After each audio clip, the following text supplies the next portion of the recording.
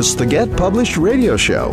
And here's your host, Gerald Everett Jones, the guy who has the answers because, well, he's made all the mistakes himself. On today's show, we'll be asking the question, what is a book shepherd and why might you need one? With our in-studio guest, Sharon Goldinger. After the break, Steven Spatz, CEO of BookBaby, will be calling in to tell us what happens when we're ready to go to market. What are we, sheep? Oh, we like sheep have gone astray. Cheyenne, am I the only one here who remembers Sunday school? We say on the show, in self-publishing, there are no gatekeepers out there, so there's every chance you'll go astray. You'll probably need someone like me who's made all the mistakes already. Hey, I got a better idea. How about somebody who can show some successes? Fortunately, Tom, we have just such a person joining us in studio today, Sharon Goldinger, who is Vice President of the Publishers Association of Los Angeles, happens to be a professional book shepherd. Sharon is a professional writer and editor and the owner of PeopleSpeak, and she's an expert on manuscript preparation. Welcome to Get Published, Sharon. Thank you, Gerald. Thanks for inviting me. So, Sharon, quick question. What exactly is a book shepherd? Book shepherds are full-service contractors for book publishers. A book shepherd takes a book through all the necessary steps: writing, editing, design, printing, marketing, distribution, in the most time and cost-effective manner possible. Some of the steps that a book shepherd leads a client through in terms of setting up a book publishing company and publishing a book include creating a name for the publishing company, finding, engaging, and coordinating the interior and cover designers and printer, completing all the necessary paperwork such as copyright forms and Bowker paperwork, obtaining a distributor and a marketing firm, and creating a marketing campaign. In short, a book shepherd helps prevent the I don't know what I don't know syndrome and associated costly mistakes and time wasters. So what's the difference between a self-publishing author and a small press? A self-published author writes and publishes only his or her own books. I was taught that a small press publishes less than 50 titles a year. I prefer the term independent press or publisher, which can cover a self-published author or a small press. The key is to act like a professional publisher, no matter your size or whether you are only publishing your own books or other authors' books. Well, you know, authors, not all of us are really good business people. When might a self-published author need a book shepherd, Sharon? Publishing a book involves many steps and lots of details. The answer to your question depends on how much time, money, and knowledge the author has. The worst situations in publishing are when someone does not know what they don't know. If someone has not published before, doesn't have the time to take classes, read books, learn from established publishers, then I recommend bringing in a production manager or a book shepherd. A book shepherd can do as little or as much as the author or publisher needs. Some clients have more time than money, some the opposite. So there's definitely a lot of mistakes you can make in this business. What would you say is the most common mistake you think authors make, and how could a book shepherd prevent that? Not knowing what they don't know really can be costly. A book shepherd should know all the steps that are involved in publishing a book, all the details. If an author misses a step, that could be very costly. Well, the unknown unknowns, that's what they said in Rocket Scientist, didn't they, Tom? It's not what you don't know, it's what you don't know that's going to bite you. Great quote, too, yeah. Listen here, what is a book distributor? Does every self-publisher need one? Well, with more than 200,000 books in print each year and the average superstore, not even considering small books, stores carrying 100,000 books, it's impossible to get every book on a bookstore shelf. The question a publisher should ask a book shepherd is, can you get my book into the bookstore system?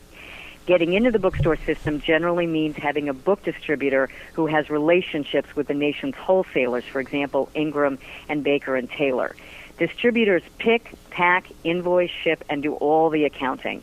If the author wants to be available through the bookstore system, then he should get a national distributor. Well, how important are bookstores in the marketing plan these days? Are indie bookstores coming back, or idea waning, or Amazon starting stores? What's going on? Bookstores are having a resurgence, which is great. For the first time in several years, bookstore membership with the American Booksellers Association has increased instead of decreased.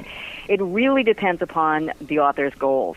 Does he want to be available in the bookstore system? Will all her books be sold back of the room or print on demand only? For example, if somebody wants to do radio, television promotion, they should be available through the bookstore system, because if somebody hears you on the radio or sees you on television, they're going to call their local bookstore, presumably, and try to find you, or if you want to do bookstore signings. So this information, these questions, the answers to these questions will help me advise an author as to how important bookstores are to her plan. It really varies. So what would you say is the biggest challenge of book marketing and promotion, and how would you help an author kind of figure out their situation and how they want to promote themselves? Book shepherds often help with marketing and promotion. Services can range from providing a referral to a competent and experienced marketing company and publicist, or doing the work themselves. The decision depends on the project, the genre, and the budget. When it comes to marketing, specialists are important. A book can be viable, but it may not be the best fit for certain experts. A marketing plan needs to be tailored to the audience. Should direct mail pieces be created and sent out? Where can the author write and speak to gain attention? Local and national networking groups, local and national publications. What should the book's online and social media marketing campaign look like, and should it be built? I think the most important question an author should answer is, how is a reader going to know about my book and buy it? Well, what about specialty books? I mean, if you got like a children's book with pop-ups, or, something that's just really not only challenging from a production standpoint, but also from perhaps niche marketing. Okay, in terms of production, you definitely should find the specialists that specialize for it. So, for example, if it is a children's book, which I don't produce, you'd want to find an editor, an interior designer, a cover designer, and a printer who specializes in that. And the same is with marketing. If it is a niche book, for example, we have a book that is specifically for tax foundation. It's a tax book for foundations, certain levels of foundations, not small ones, not very large ones. And so we researched who those foundations are, where they're located, what states, etc., and then targeted a marketing, promotion, online campaign to those specific, a handful of publications that cater to that, as well as the foundations themselves. So we build a very specific marketing campaign for that specific market. Wow, all about planning. When it comes to specialty books, which interest me, do they need special attention, like in production or distribution or whatever? Right. Well, as I just said, if you've got something that's a specialty book like children's books, you should find the people that specialize in it. I specialize in trade books that don't usually need special attention, but in general, so again, for the children's book, which is the best one I can think of that's really specialized, there's different editors that know how to edit to a certain grade level. We don't know how to do that. We specialize in adult books. Printers, for 4-color pop-up books, etc. So find the specialists in those areas. Absolutely. You're more nonfiction than fiction, would you say, in your practice? Yes, more nonfiction than fiction, but even both of those don't usually have too much specialty, or issues to them. There might be a special cover or dye or embossing or something, but that's not too specialized. Right. Well, what about trends, Sharon? We've got just 30 seconds, but if you could just shorthand that for us. Trends that I see are more options and opportunities, too many to keep track of and too many that will fail.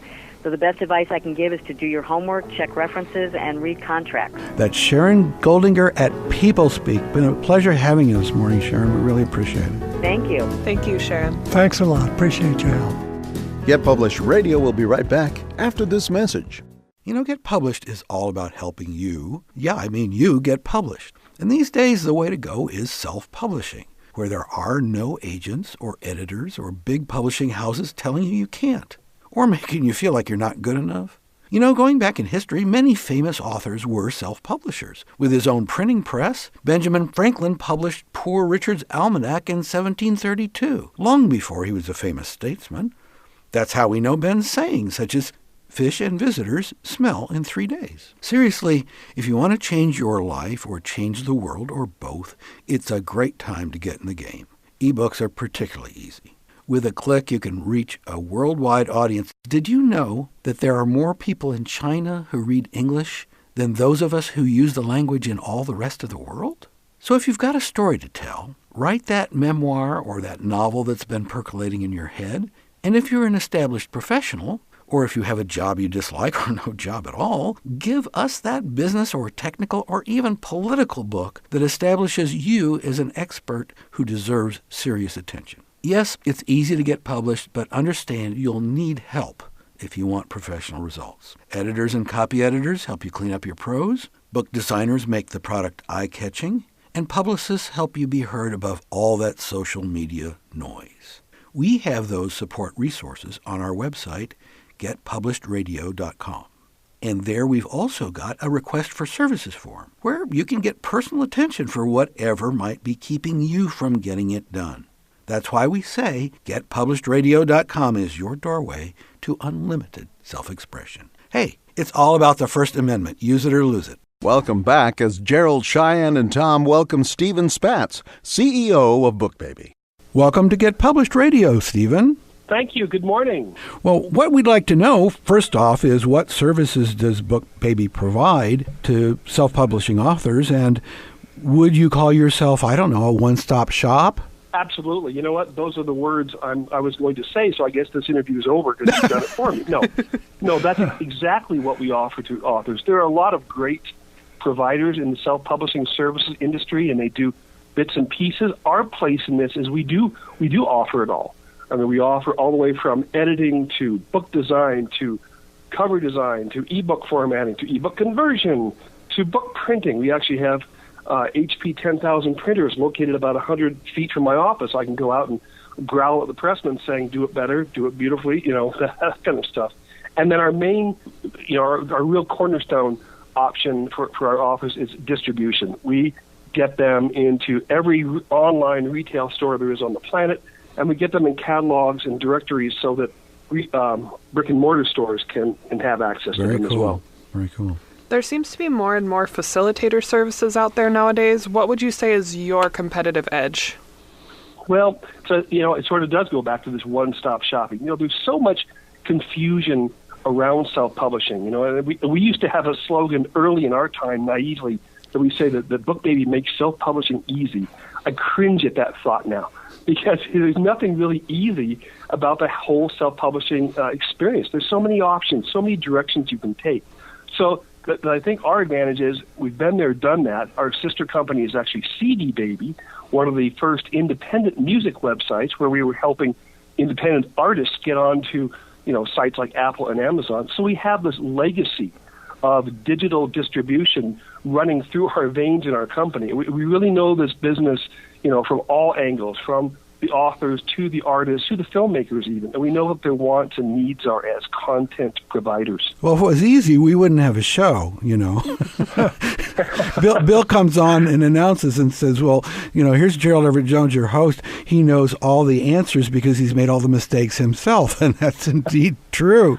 Well, listen here. One of our roles is we're trying to help people, to decide what kind of services they need, what are their aims, what are their goals, what is their vision for their book, and we kind of, try to match their wants and needs to what we can do for them. Yeah, and of course it's going to be different, one author to the next. On that subject, what do you think is the most common mistake you think self-publishers make, and how could BookBaby prevent that or fix them? That's a great question.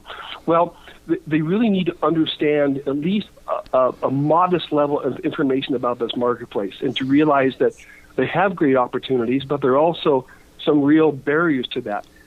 I would say that the number one problem is people just assume that, having their wife or their husband read their book, that doesn't serve as editing. Just because your high school English teacher is now retired and has time to look at your book, that does not make them a professional book editor. So I would say the first thing to do is really make sure your book is done. And when we think a book is done is when it's professionally edited. Now, there are lots of great editors out there. We offer that service, but there are a tremendous number of independent editors out there who can help you with that book. And that again, is probably the biggest problem. We have dozens of authors who have to come back to us to say, I didn't realize I misspelled my mother's name throughout the entire book. I think I better reprint my books.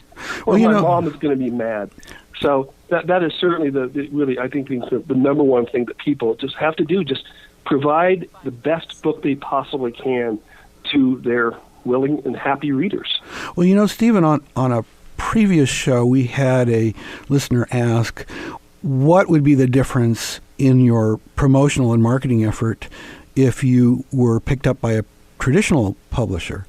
And my answer was almost nothing, because they really don't do that much for you these days. They're going to give you the name of a publicist who might be an intern, But the 20 steps, the 20 questions that they're going to ask, I mean, wouldn't you agree that, I mean, they're going to ask you to do the same things that you would do if you were publishing with you guys?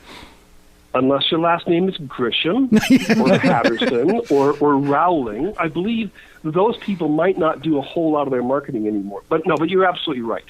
As a matter of fact, when traditional publishers are going out and looking for their next great author they want to sign, they look at the self-publishing roster. They actually call us up and ask who we think would be a good candidate to them. And we're happy to basically share this information. But they want to see more than just book sales.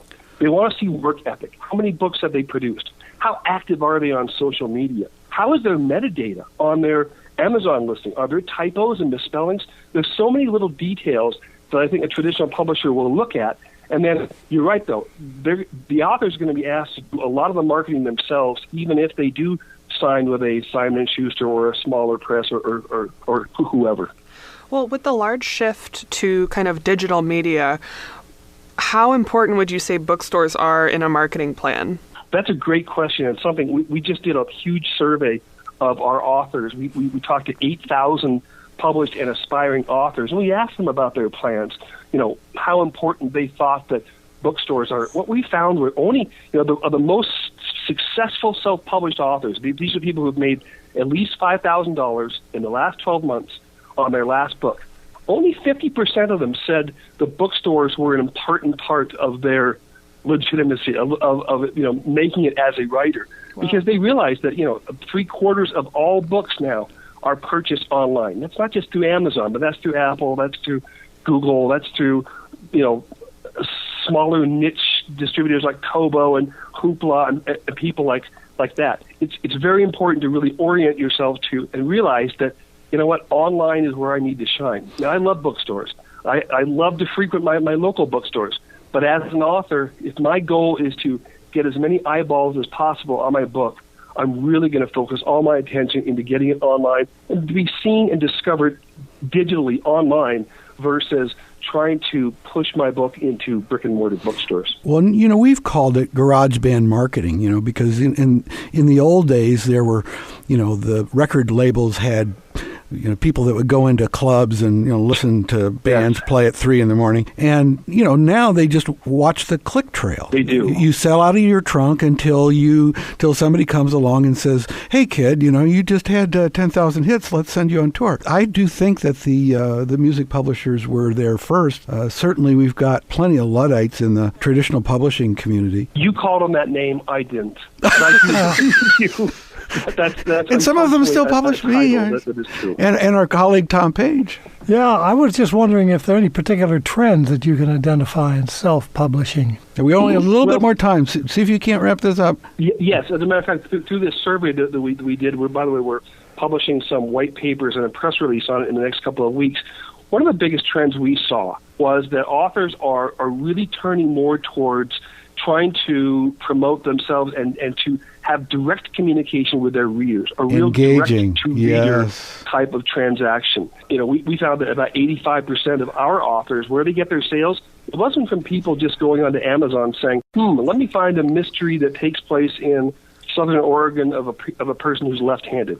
No, it's they've gone to the author's website or their blog, or they follow them on Twitter, or they see their comments on other people's blogs, and the author tells prospective reader, hey, go to this link to buy my book. If an author has their own website, which they should, and their own e-commerce page, which they should, they'll make more money and get paid a lot faster if the author is transacting directly to them. Steven, how can they get a hold of you?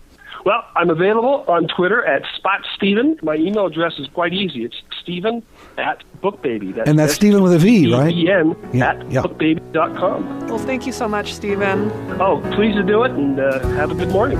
The Get Published Gang of 3 will be back after this message. In all the history of the world, with today's technology, it's never been easier to get published, to self-publish your printed book, ebook, audiobook, even multimedia ebook. And not just novels and memoirs, or how-to books and histories, although if that's what you've got, let's have it. But also poetry, spoken word, graphic novel, cartoons, children's picture book, interactive video, games, virtual reality, and imaginative mashups of all this stuff. Get into the game. Along the way, you'll no doubt need some professional help from an editor, a book designer, a publicist. But isn't the investment in yourself worth it? How about you take the money you'd spend on your next vacation and get famous instead? GetPublishedRadio.com. That's our support website where we've got links to all the resources you'll need. And don't forget that request for services form if you crave some personal attention. That's GetPublishedRadio.com. Hey, it's all about the First Amendment. You can use it or lose it. You know, Runke Productions, the audio magicians, can take your radio shows, podcasts, audiobooks, and ads from the streets of New York to the outer reaches of the galaxy. I think we need more echo at the end of that. Now look, visit us at runkeeproductions.com. I still think we need more cowbell. Welcome back to Get Published, where it's, well, all about getting published.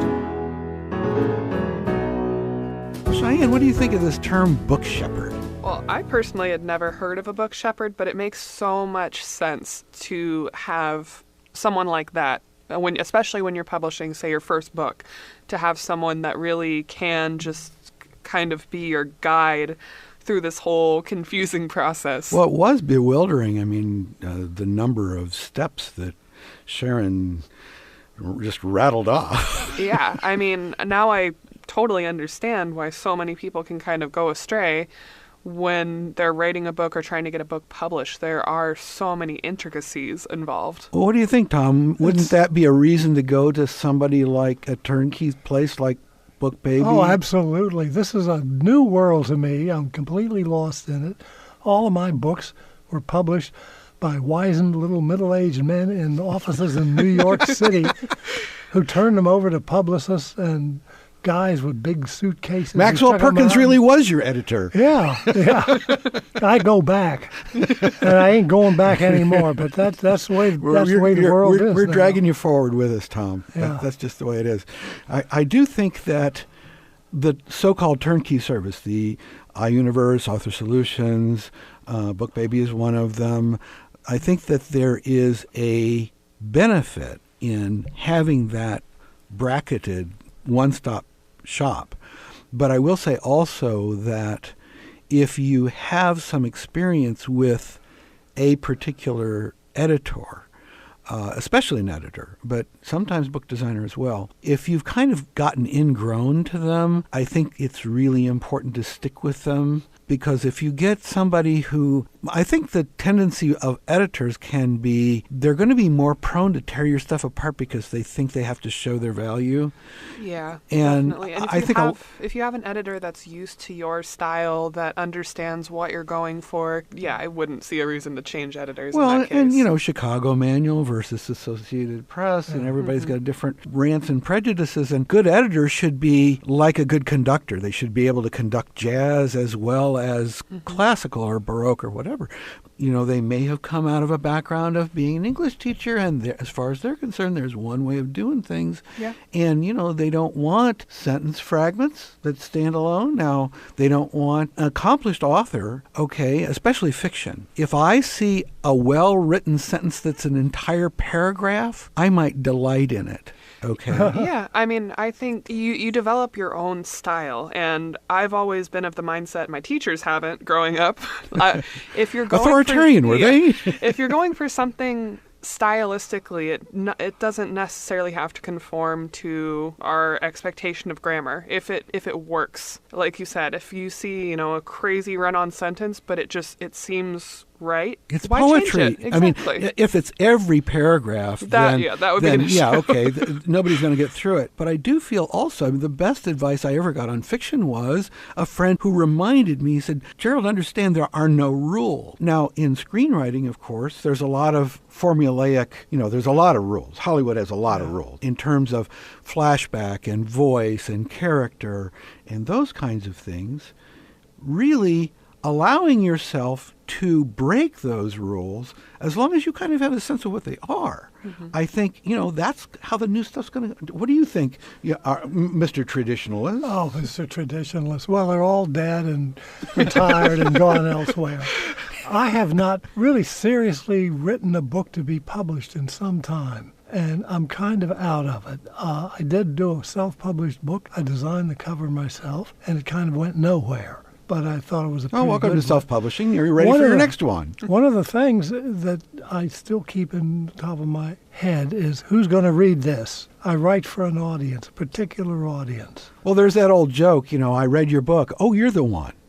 Yeah. So sometimes it feels that way. I mean, it feels like you're really, talking to the void. But well, yeah. I mean, we've talked about it a few times on the show, writing for your audience or for a particular group, and I think it helps if you know who you're writing to. Well, nonfiction is straightforward. Fiction, I think you write from your gut. I really do. One thing that happened in the 80s was the price of paper went up very dramatically. Really?